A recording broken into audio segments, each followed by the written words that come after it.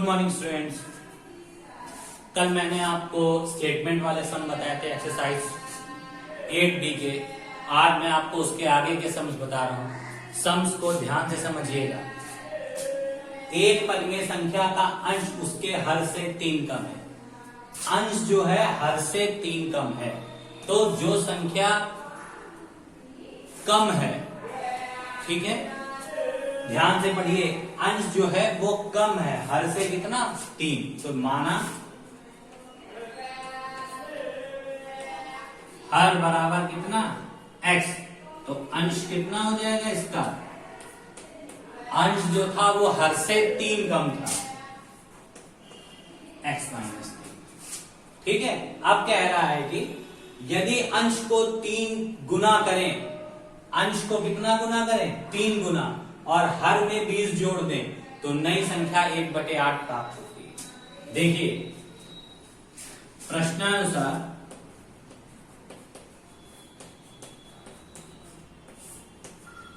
कह रहा है कि अंश को 3 गुना करें, तो अंश को 3 गुना करेंगे तो सबसे पहले अंश और हर किस में लिखे जाते हैं, भिन्न के रूप में लिखे जाते हैं। तो देखिए हम भिन्न के रूप में सबसे पहले लिख दे रहे हैं, अंश ऊपर और हर नीचे। ठीक है, भिन्न के रूप में लिख दिए। अब कह रहा है कि अंश को 3 गुना करें, तो ये लीजिए ब्रैकेट करके हमने यहां क्या कर दिया, 3 गुना कर दिया।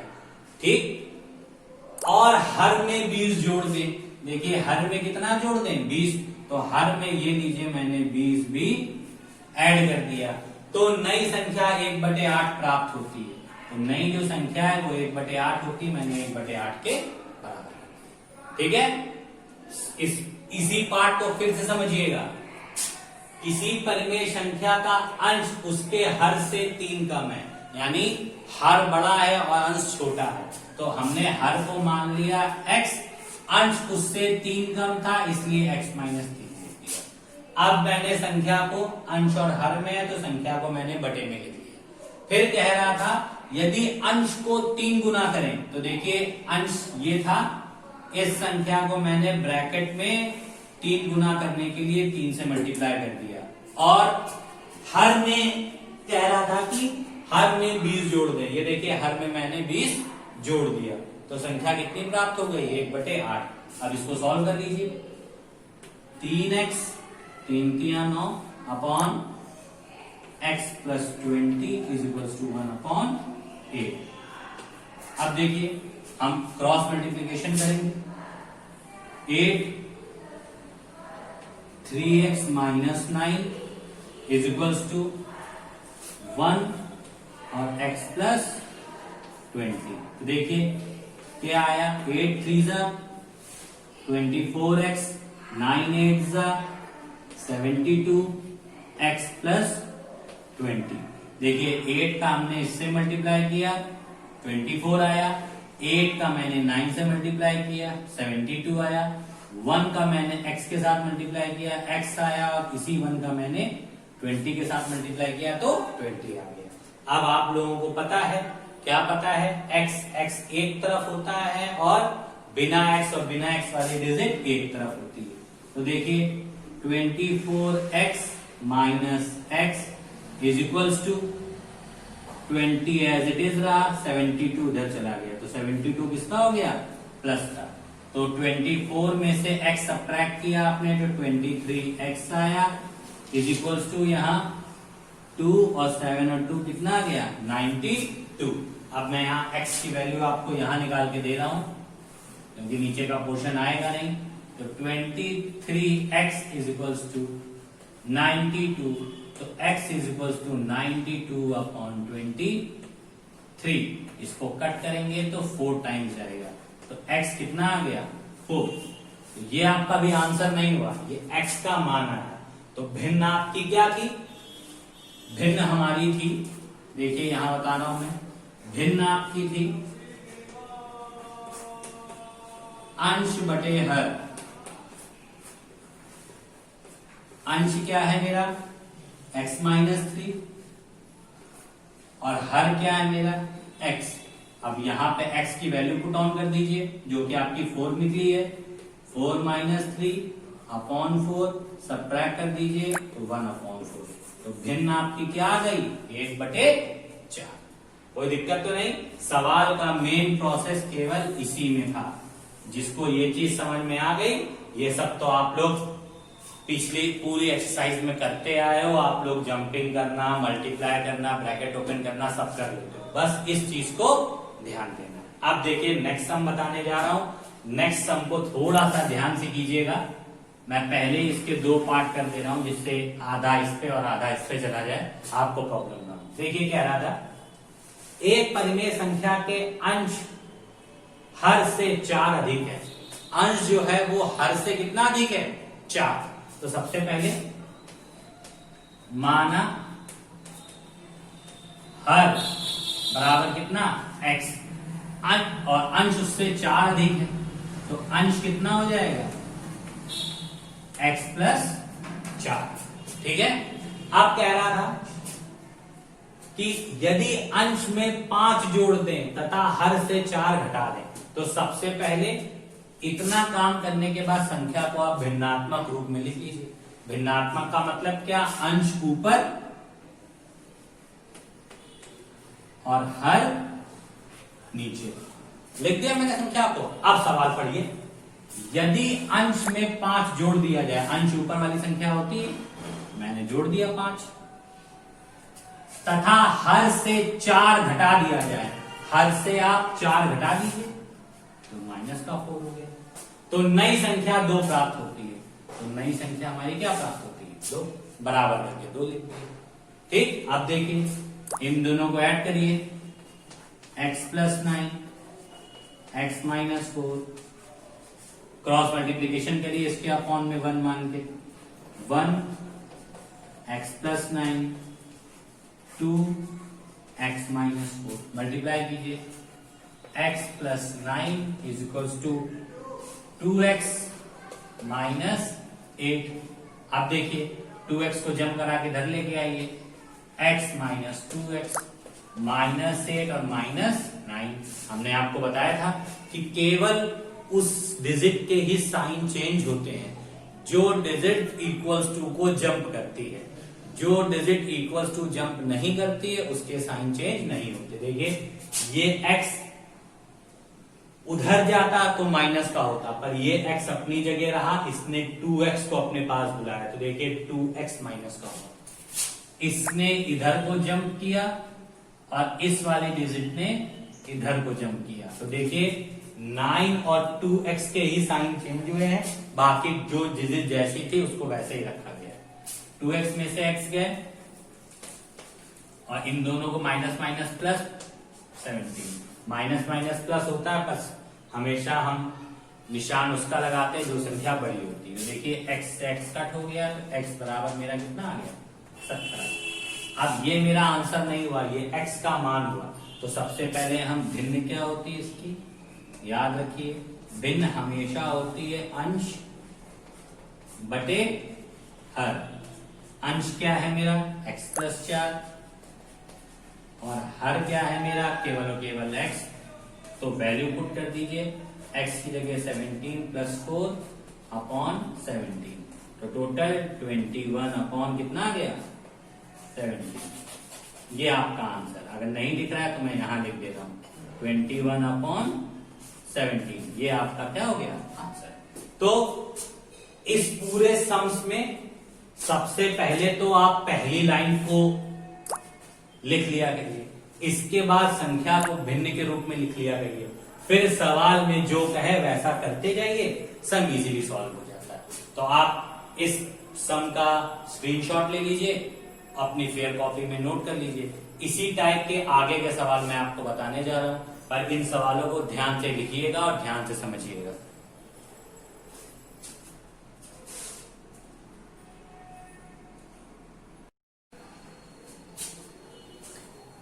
देखिए स्टूडेंट, अगला सवाल है, गौरव और उसके पिता की आयु में 5:7 का अनुपात है। यदि पिता की आयु 9 वर्ष अधिक तथा गौरव की आयु 9 वर्ष कम होती तो पिता की आयु गौरव की आयु की दुगनी हो जाती।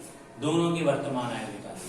सवाल को इसमें एक साथ पढ़ने से कोई मतलब नहीं होता। सबसे पहले समझ लीजिए बात किसकी हो रही है, एक गौरव और एक पिता। तो हमको ये पता होता है कि गौरव छोटा है और पिता बड़ा, क्योंकि पिता हमेशा बड़े होते हैं और पुत्र उनके छोटे। बड़े और छोटे का रिलेशन कर लेने से हमको ये पता चलता है कि हम किसकी एज में बढ़ाएं। अब पिता बड़ा होता है, पुत्र हमेशा छोटा होता है, तो जो कुछ भी एडिशन करना होगा, मल्टीप्लिकेशन करना होगा, तो हम लोग बिना सोचे पुत्र की आयु में करेंगे। तो पहले तो इस चीज को देख लीजिए, अनुपात कितना है x, तो माना गौरव की आयु क्या है,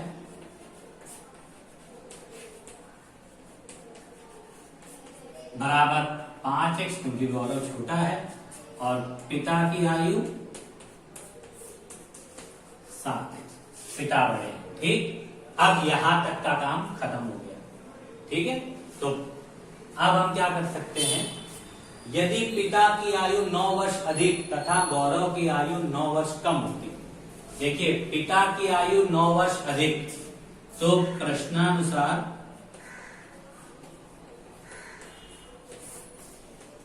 पिता की आयु 9 वर्ष अधिक और गौरव की आयु 9 वर्ष कम होती, तो पिता की आयु गौरव की आयु की दुगनी होती। तो किसको दुगना करना पड़ेगा हमको, ये है पुत्र, ये है पिता।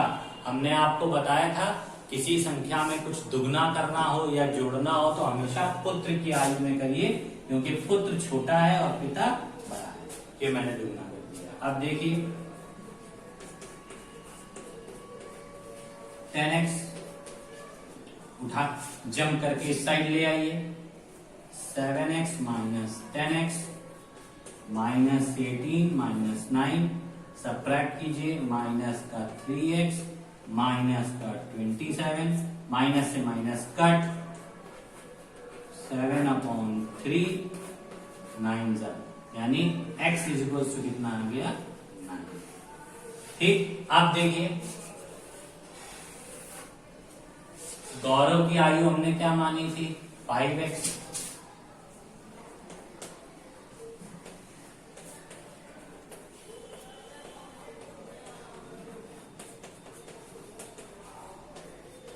फाइव इंटू 9 45 आ गई। पिता की आयु हमने क्या मानी थी 7x,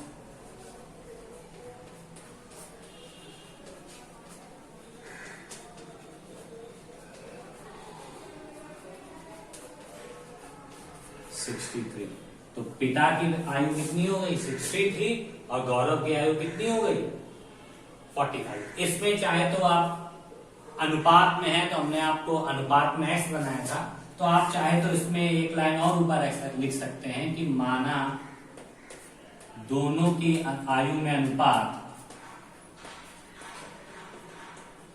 आयु का अनुपात बराबर x। फिर लिख सकते हैं कि गौरव की आयु 5x और पिता की आयु 7x। तो इस लाइन को और ऐड कर लीजिएगा, तो सम को समझने में और आसानी होगी। कि अनुपात दे रखा है तो हमने पहले लिख लिया, माना दोनों की आयु में अनुपात बराबर x, तो गौरव की आयु 5x क्योंकि गौरव छोटा है, पिता की आयु 7x यानी पिता बड़ा है। फिर कह रहा था कि यदि पिता की आयु 9 वर्ष अधिक, तो पिता की आयु में 9 जोड़ दिया क्योंकि अधिक था, और गौरव की आयु 9 वर्ष कम, तो देखिए गौरव की आयु में से मैंने 9 वर्ष कम कर दिए, गौरव की आयु में से 9 सब्ट्रैक्ट कर दिया, तो पिता की आयु गौरव की आयु की दुगनी हो जाती। तो अब हम अगर इसको दुगना कर देते तो पिता तो पहले ही बड़ा है और बड़ा हो जाता, इसलिए हमने किसको दुगना किया पुत्र को, जिससे दोनों की आयु लगभग बराबर हो सके। तो पुत्र को जब 2 गुना कर दिया तो 2 का इससे मल्टीप्लाई किया, यहाँ 10x आया, 2 का 9 से मल्टीप्लाई किया तो यहाँ 18 आया, और पूरी इक्वेशन सॉल्व करने के बाद x की वैल्यू निकाली और पिता और पुत्र की वर्तमान एज हमने फाइंड आउट कर ली। तो याद रखिए इस सम को इस तरीके से करिएगा और ध्यान से करिएगा। ये सम्स आपके कोर्स के लिए तो इम्पोर्टेंट होते ही होते हैं, बट कंपटीशन लेवल में भी ये बहुत पूछे जाते हैं। अब इसी टाइप का दूसरा सम मैं बताने जा रहा हूं, तो दूसरा देखिए, इस समय अजय की मां की आयु उसकी आयु की 4 गुनी है। ठीक है, अजय की माँ की आयु उसकी आयु की 4 गुनी है, तो लिख देंगे माना अजय की आयु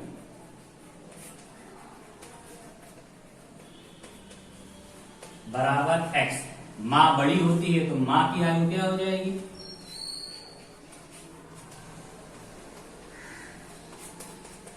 4 गुनी है तो 4x। 5 वर्ष बाद अजय की आयु उसकी माँ की आयु की 3 गुनी हो जाती है। जैसे एक सिंपल सा एग्जांपल लीजिए, इसमें कह रहा था 5 वर्ष बाद। जैसे आज मेरी एज जो है और मेरे पापा की एज भी है, जैसे आज हम लोग आप लोगों के ऊपर एग्जांपल लेते हैं, आप लोग सब 8 में हो, किसी की एज 12 साल, किसी की 13 साल है, और पापा लोगों की एज 32, 33 या 40 के आसपास है। जिस तरीके से आपकी एज भी बढ़ती है उसी के अकॉर्डिंग आपके फादर्स की भी एज बढ़ती है। अगर आपकी एज 1 साल बढ़ती है तो पापा की एज भी 1 साल बढ़ती है। तो 5 वर्ष बाद की बात कर रहा है, तो अगर 5 वर्ष बाद अजय की आयु अगर निकाली जाए,